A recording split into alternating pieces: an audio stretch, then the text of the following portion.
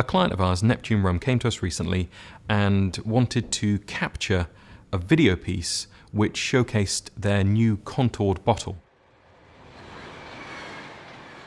Now the bottle itself has an incredible amount of detail in. Looks like waves sort of flowing around from the label at the front all the way around to the back. It's a really lovely shape, and they wanted to show this off as best they could. They kind of left it up to us to interpret how that was going to look. It needed to be premium, and it needed to evoke that sense of the sea and water, kind of rich gold Barbados rum colour that they're synonymous with. Setup wise, this was actually fairly straightforward in principle, but then you go through layers with product photography of just finessing things. So although you start off with something which is a very simple concept, you actually end up with quite a lot of things to make it work just right. For me, that was a Kino Flo on either side of the bottle, and then another Kino Flo just over the top, and finally a Dedo light, and that was going through in the end quite a lot of diffusion and little cuts of negative fill, just to highlight a couple of details.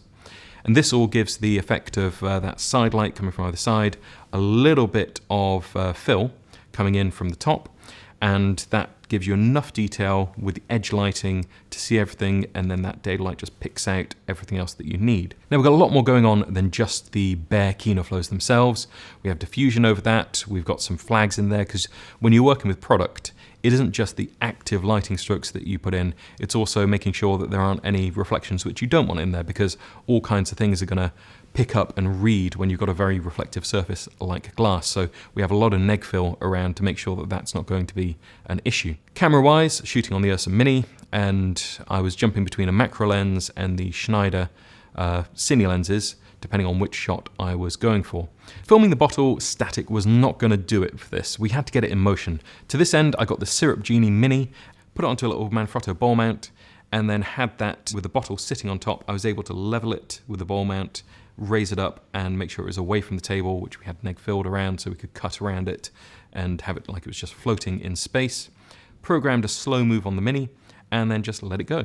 Started with just the wide shot, made sure all the lighting was right, moved things around, nudged things here and there, and then moved into the close-up detail shots where I'm doing some gentle movements. And this was all just on the Manfrotto tripod that I had set up. I didn't actually have the jib set for this because I didn't feel it was necessary.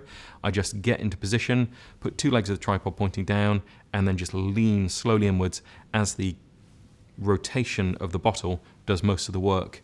I'm just bringing backwards and forwards a little bit of movement to help to sell that. In the event, when I came to edit this, I actually took the bottle and spun it on its side because the contours that were catching the light looked so much like waves. We actually found that it worked really nicely if you had it running along the screen horizontally and just cascading over. Once we put the grade on this, obviously we've got those lovely Blackmagic raw files that we're working with, and with the lighting you just get this thick, rich, dense colour coming through, and everything feels thoroughly premium. After a couple of shots, we rotate back to the actual orientation of the bottle so you can see some of the detail on the label and the cork at the top, and then finally you finish with the bottle coming around, seeing the front, and it evokes a spirit of what Neptune are all about. So they reference heavily the sea and Barbados, so with the gold rich colour of the rum itself. And all of that is shown off by this really simple product film. And the takeaway for us from this was, even if you have something which is a very sterile in some ways product film, it's just a glass bottle, there is something you can do to bring the spirit of the brand to life within that. And that meant for us, we were taking a little bit of movement, we were using what the bottle already had with the contours, adding in lighting creatively to enhance that, and then a little bit of camera movement and some work in post to actually position it right. And it gets you to that place where you don't just have the functional product shots, which is where you might start off just having shots of the bottle spins around.